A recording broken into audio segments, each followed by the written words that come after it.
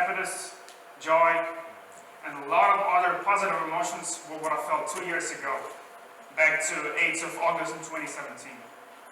Having been able to successfully pass the entrance exam, I became the student of statistically the best lyceum in my country. Later on in the months, my academic career began. The system that worked here was pretty complicated. First of all, the number of subjects that I was supposed to study was even more than they had at school. So I was trapped down by what I did not like about schools. What is more, overall mark for each subject every semester is calculated on the basis of 4 other marks. These are your card control marks that you get during classes and lessons, and 3 main exams. Obviously, emphasis should be put on those 3 exams as they can promise you a good mark at the end.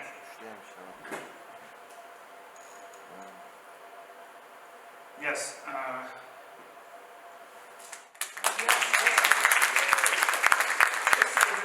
For terms, I have 12 subjects. I have 12 exams just for one subject. And let's say I have 12 subjects as minimum. There are 144 exams by my graduation. Each exam basically lasts for an hour.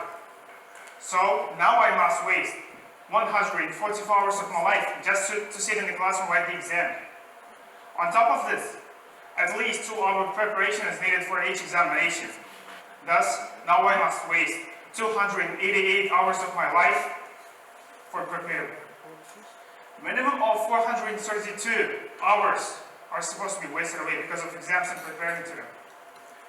Therefore, I had a task to minimize this time and use the saved time to my advantage. Soon, I made one choice. I decided that I would learn to properly cheat at the exams and use that to offer preparation in a different way. From that time onwards, I started cheating at my exams. From attempt to attempt, I was creating various ways on how to cheat, tips, strategies. I actually was mastering my skills on how to cheat. And eventually, I could realize that cheating was not just cheating, it was something different. And I can say that for me, cheating has become, and it actually is some sort of art. And I was mastering a new art of cheating. To begin with, I divided cheating into 2 main categories. The first I called as mutual reliance or teamwork. The second is pretty common and most widespread, preparing and utilizing cheating notes. Teamwork or mutual reliance. As the name itself suggests, this type involves cooperative work of at least 2 people. So basically, you call your friend and ask him or her to help you out at the exam. However, this is just half of the business. Once cooperation with your friend is set, the task now is to choose a strategy that you're going to follow at the exam. One way, for example, I call as equal division.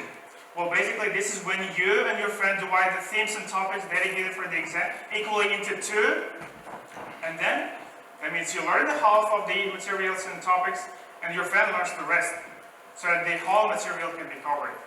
Well, another way, for example, is to have your exam written completely to your friends. Let me clarify this first personal example. My knowledge for subjects such as chemistry or biology is equal to literally nothing. So that is why at the exams, mostly and also often my friends will write them instead of me. Your success at the exam is probably going to be up to how well you're going to cooperate with your partner. Preparing and utilizing cheating notes. I guess it's obvious what it is, so it is not an explanation. To prepare my cheating notes, I would use my laptop and print cheating notes out. And the aim was to make my cheating notes as small as possible and as convenient possible so that I can hide them very easily. The method of hiding that I liked very much was to keep the note in the palm with which I actually write. It's very smart to do so, guys, as you can look at your note, read something, and keep writing. Still hiding your note in the palm which you're using to write. As I've noticed it, invigilators are going to have no clue that you're hiding a note beside your pen. And utilizing a cheating note or trying to utilize a cheating note, your brain accomplishes a good multitasking because you have to not only use your note, but also try to make less noise, try to grasp less attention. Your eyes try to function for maximum to see what is written in a small piece of paper.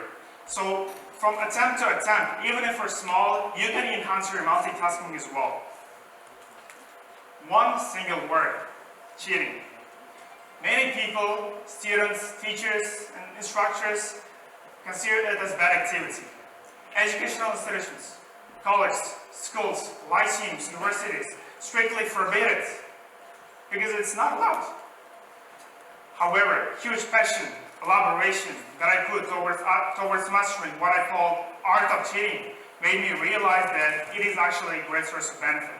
Trying to master it that I call art of cheating, I had to improve my communication skills as well because I was obliged to ask for help in a proper way, persuade my friends to help me.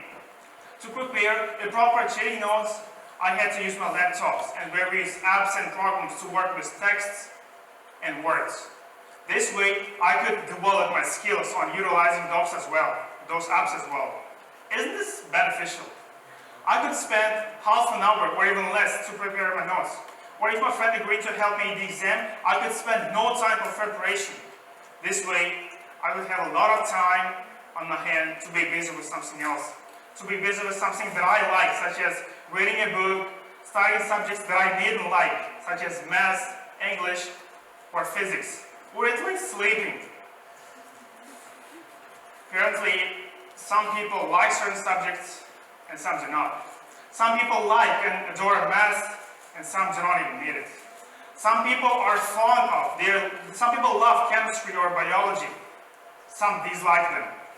Some people are potential historians, teachers of history. Some are not even going to need history in their life. And the question is, why should a mathematician know chemistry or biology well? Why should an artist or singer be good at math or chemistry?